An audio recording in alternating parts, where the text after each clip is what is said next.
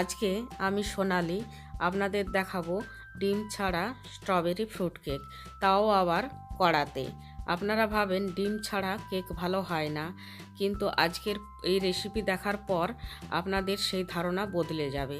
ভিডিওটি স্কিপ না করে শেষ পর্যন্ত দেখুন, কারণ ভিডিওর মাঝে মাঝে আমি কিছু টিপস বলবো, যার ফলে এই কেক হবে পারফেক্ট নরম ও স্পঞ্জি।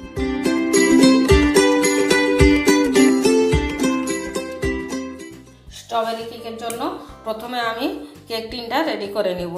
আমি এরকম হার্ট শেপের একটা কেক টিন নিয়েছি। প্রথমে এতে সামান্য তেল দিয়ে দেব।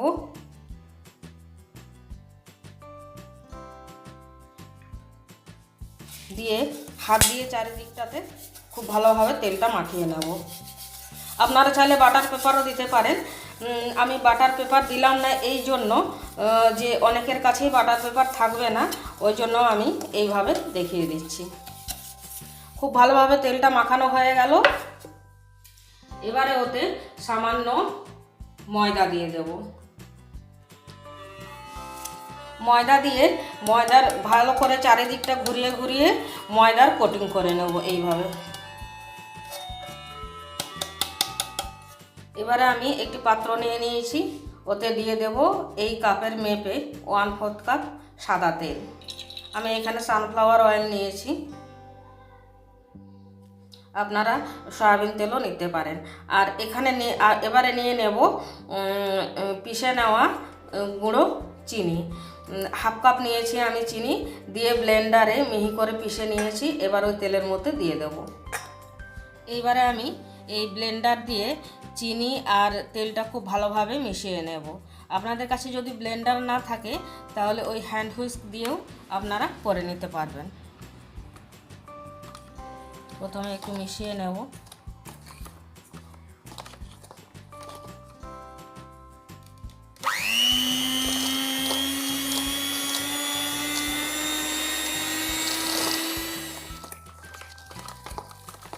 এইভাবে করলে হবে কি, কেকটা খুব ফ্লাফি হবে আর একদম সফট হবে।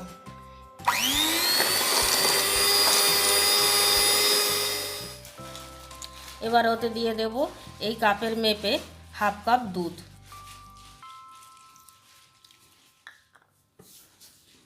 দিয়ে দুধটাও খুব ভালোভাবে মিশিয়ে নেব।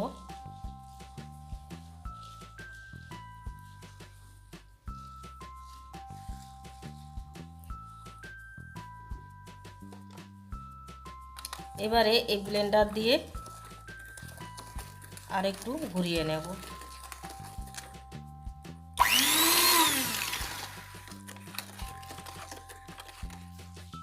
এবারে ওই তেল দুধ আর পাউডার চিনির মিশ্রণে অল্প অল্প করে ময়দা দিয়ে দেবো। এখানে আমি 1 কাপ ময়দা নিয়ে নিয়েছি।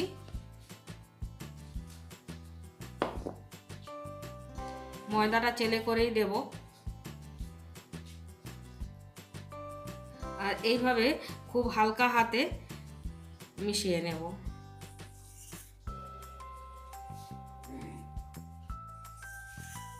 খুব ভালোভাবে দেখুন কিভাবে কেকের মিশ্রণটা মেশাতে হয়। এই মেশানোর পদ্ধতিটাকে বলা হয় কাট অ্যান্ড ফোল্ড পদ্ধতি। এই যে এইভাবে ঘুরিয়ে নিয়ে মাঝখান দিয়ে টেনে দেব হালকা হাতে, মিশিয়ে নেব। এইভাবে আমি ময়দা অল্প অল্প করে দিতে থাকবো আর হালকা হাতে মিশিয়ে নিতে থাকবো। আমি ময়দাটা 3 বারে দিয়েছি, এইবারে লাস্ট।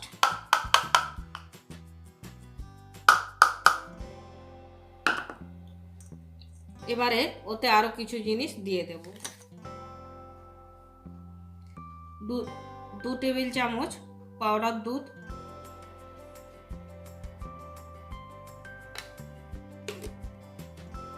1 চা চামচ বেকিং পাউডার,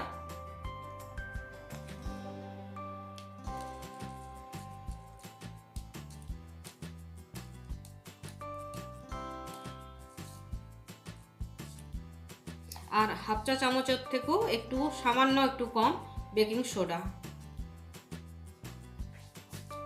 আর দেব 1 চিমটি নুন স্বাদের ব্যালেন্সের জন্য। এবারে চেলে নেব।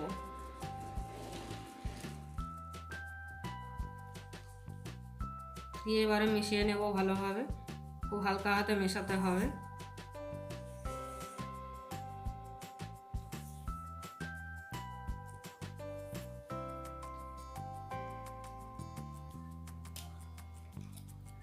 এবারে ওতে দিয়ে দেব কয়েক ফোঁটা স্ট্রবেরি এমালশন।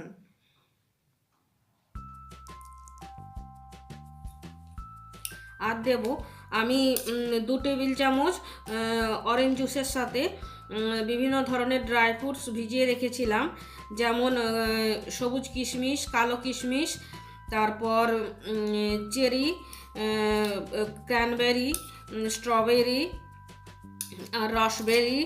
এইসব ড্রাই ফ্রুটসগুলি আমি প্রায় 1 ঘন্টা ভিজিয়ে রেখেছিলাম। এবার ওতে দিয়ে দেব।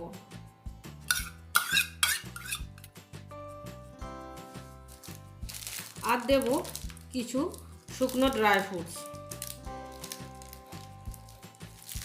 শুকনো ড্রাই ফ্রুটসের মধ্যে আছে কাজু বাদাম, কাঠবাদাম আর পেস্তা বাদাম।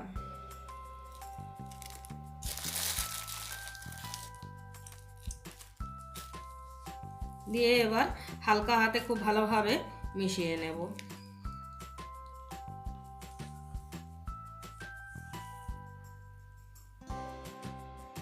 দেখুন বন্ধুরা, কি সুন্দর ধীরে ধীরে কালার আসছে, এত সুন্দর গন্ধ বেরোচ্ছে স্ট্রবেরির, মনে হচ্ছে যেন কাঁচাটাই খেয়ে নেব। কিন্তু বেক করার পর স্ট্রবেরির এই কালারটা থাকবে না, কিন্তু স্ট্রবেরির স্বাদটা থাকবে। কেকের মিশ্রণটা আমার মাখানো হয়ে গেছে। এবারে ওই যে কেক টিনটা আমি রেডি করে রেখেছিলাম, ওই কেক টিনের মধ্যে ঢেলে দেব।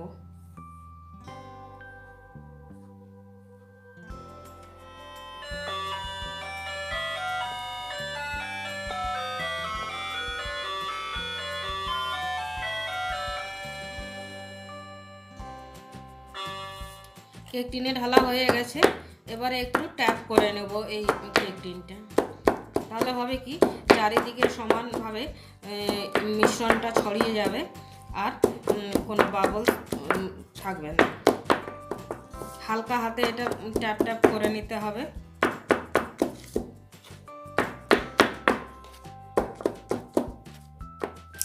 এখানে আমি একটি কড়া নিয়ে নিয়েছিলাম, আর এই কড়ার মধ্যে দিয়ে দিয়েছি একটা স্ট্যান্ড, দিয়ে ঢাকা দিয়ে লো আঁচে 10 মিনিট গরম করে নিয়েছি। যেহেতু ওভেনে বানাচ্ছি না, সেজন্য এটা 10 মিনিট লো আঁচে প্রিহিট করে নিয়েছি।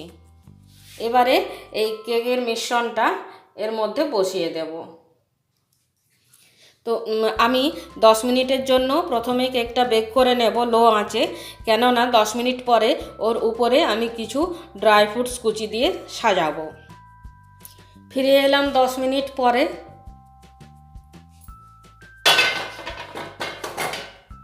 এবারে ওতে কিছু মিক্সড ড্রাই ফ্রুট দিয়ে সাজিয়ে দেব। প্রথমে দেব টুটি ফুটি, সামান্য সবুজ কিশমিশ,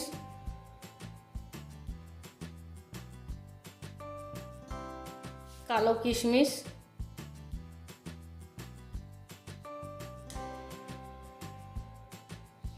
আর দেব কুচনো কাঠবাদাম, কাজু বাদাম আর পেস্তা বাদাম।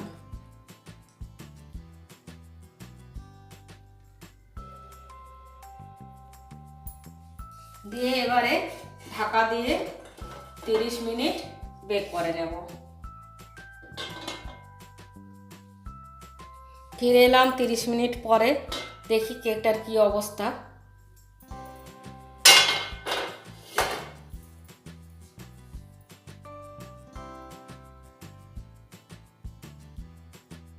আর একটু হবে,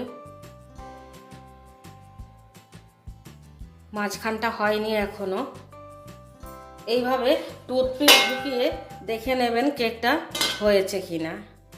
যদি এরকম এই টুথপিকে লেগে থাকে তাহলে জানবেন যে কেকটা আরও কিছুক্ষণ হবে।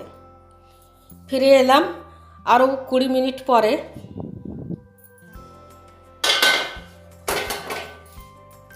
এবারে টুথপিক ঢুকিয়ে দেখে নেব এই কেকটা হয়েছে কিনা। এই দেখুন একদম ক্লিন বেরোচ্ছে।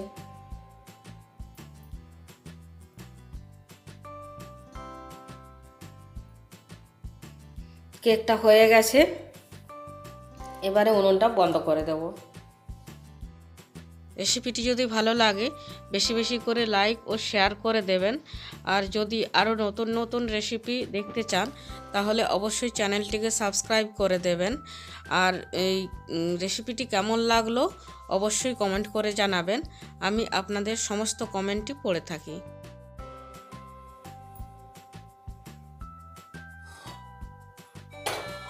উনুন থেকে কেকটা সরিয়ে নিয়েছি কড়া সহই, এবারে ঢাকা দিয়ে ঠান্ডা হওয়ার জন্য রেখে দেব। কেকটা ঠান্ডা হয়ে গেছে, এবারে মোল্ড থেকে বার করে নেব।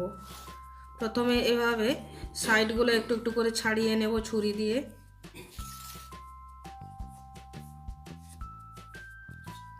দিয়ে এর উপরে একটা প্লেট চাপা দিয়ে উল্টিয়ে নেব।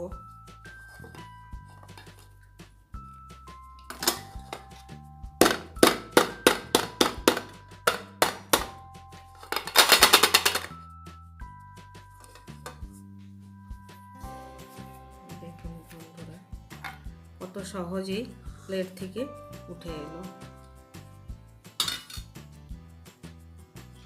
আর এই যে দেখুন একদম নরম তুলতুলে হয়েছে।